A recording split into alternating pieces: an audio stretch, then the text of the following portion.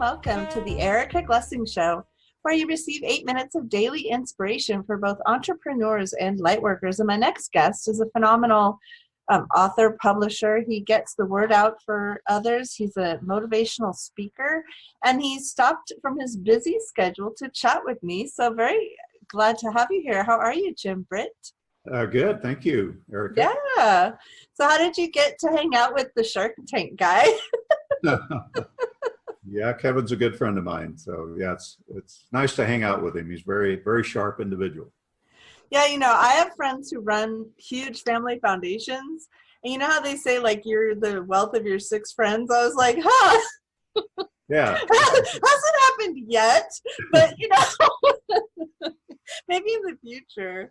Yeah, so maybe just for the entrepreneurs that are listening, maybe they're starting a new year now. What can you tell people to kind of get started with the best momentum, with the best force? Maybe just give our listeners a little bit of a hint of how they can grow their businesses.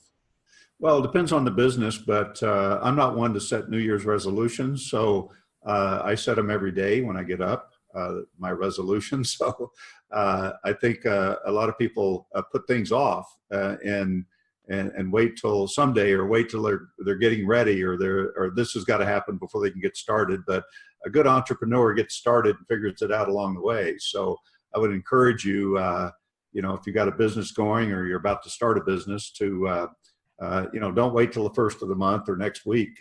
Get going on it today. A lot of my listeners are authors. So I know that you're talking about a new book you're working on right now. And how can people get more out of being an author?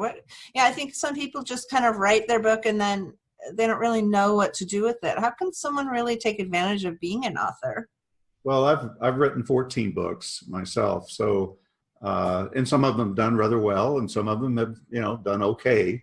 But to me, a book is a calling card. It's a business card, and if you can get it out there into the marketplace that you're working in, it's a great way to create a credibility bridge.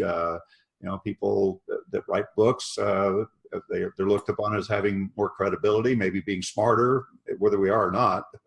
But some people think that, So right. So it's a great way to get the message out. So that's why I've written so many books. I've got a few more to go, but you get the word out there, and if they like what you've written about, they'll want more of what you have to do.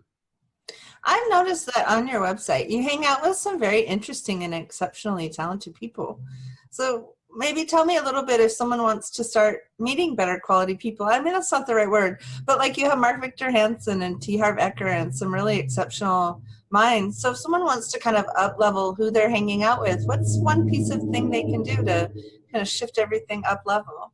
Well, that's the one thing I think that's excelled my career more than anything, is associating with the top people. To begin with, I made friends with Jim Rohn, the late Jim Rohn, and we were business partners for 10 years, and put hundreds of thousands of people through events over those 10 years. And as a result of that, I connected with other influential people in my field, from Dennis Waitley to Les Brown to T. Harv Eker to Tony Robbins, to you name it. But I always made it a point to meet these people and connect with them. If I had to sneak behind stage to meet them, I would do it. And wow. And as a result, I've just connected myself with influential people that I've learned from, that I've helped them in some cases get going. Like Tony Robbins, he worked under my direction for like 5 years. So kind of trained him in the seminar business. That's amazing. What else can you say for an author who, I don't know why I'm asking you this question, but I'm very interested when I interview people, what shows up. You know how like people can get confused with all the social media opportunities. So there's like Instagram and Facebook and social media. And people could spend literally like 24/7, 365 just doing that. How can someone kind of make sense of that and use it as a tool instead of like letting it use them? Well, one of the success philosophies that I've always applied is, once you've decided what you want to do in your life or in your business, every action you're taking is going to move you toward it or away from it. So you have to Nice. look at what you're doing. And even if you did a little evaluation that I did many, many years ago, I sat down and every 15 minutes for 30 days, every 15 minutes, I wrote down what I did for the last 15 minutes. Not while I was sleeping, but otherwise. And it was a shock Oh my gosh, what I right? was doing that wasn't taking me in the direction I want to go. So, Oh my gosh. if you're scrolling through Facebook or looking for who liked your post or whose post to like, and ask yourself, is this really taking me where I want to go? I mean, Wow. nothing wrong with social media. Yeah. But if you're on there just to be busy doing something, then everything's wrong with it. So you got to have a purpose if you want to get ahead in life. Otherwise, it's a big time waster, or can be. Yeah, I totally agree with that. I tend to automate some things, and then I go in and I guess what I try to do is, well, I never feel like there's enough kindness. And so I always go in and I try to be kind. So I'll go in and just, I'll just say something kind, or I'll say something like interesting that where I'm supporting the person who I know is trying to be a big contribution. I think we don't really have enough kindness on the planet.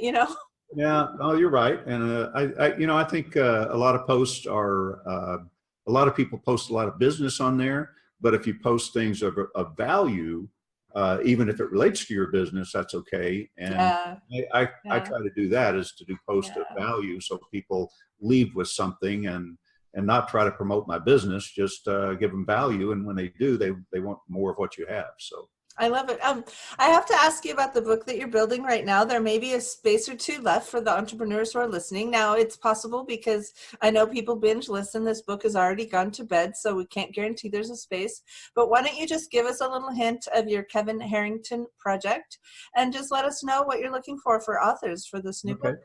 We're looking for any type of entrepreneurs, and the book is called Cracking the Rich Code.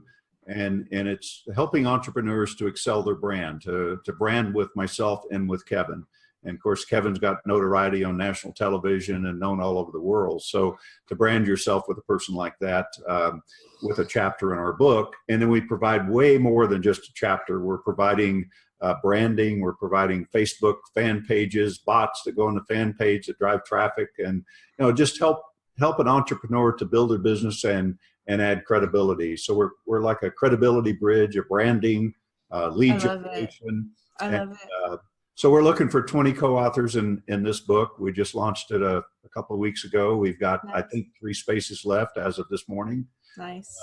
So if somebody wants to look it over, it's just jimbrittbook.com, and they can look at the details. And I'll have that right on Erica Glessing Show, the ericaglessingshow.com. You can find both jimbritt.com and jimbrittbook.com. And I just want to do a shout out for being in a group book. I've had so many authors tell me later that when they publish their own book, having that group book hit, which almost always goes to bestseller, right? It's going to go number 1. So now you have a number 1 best-selling book that you're part of. It's really exciting. And you only have to write 1 chapter. It just seems to me like a no-brainer.